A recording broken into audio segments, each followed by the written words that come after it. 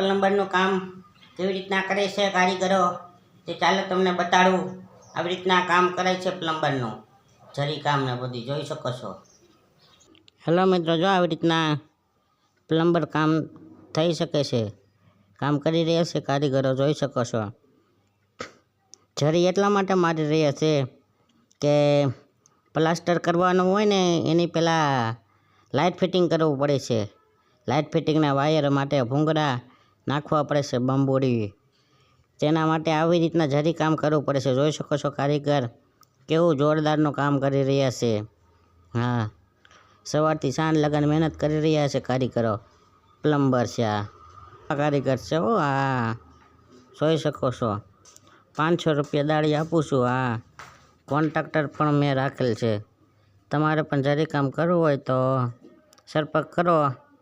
જો આવી રીતના બંબોડા લાઇટ ફિટિંગ માટે આવી રીતના ગોખલા કરવા પડે છે.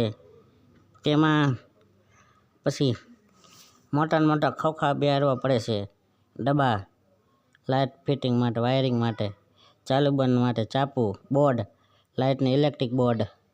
જોઈ શકો છો આવી રીતના જરી મારવામાં આવે છે. જો આવી રીતના કારીગર કામ કરી રહ્યા છે.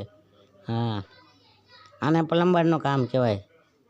ઇલેક્ટ્રોનિકને લગતી દરેક કામકાજ માટે આવી રીતના પહેલાં જરી મારવી જરૂરી છે. હા, તેનાથી પાઇપ ફિટિંગ થઈ જાય, તેમાં વાયર ફિટ કરવામાં આવે છે, તેથી ઘરમાં લાઇટ ઝગમગે છે. હા, જોઈ શકો છો. નવું મકાન છે ને, હજે છાણું જ છે તાત્કાલિક. હા,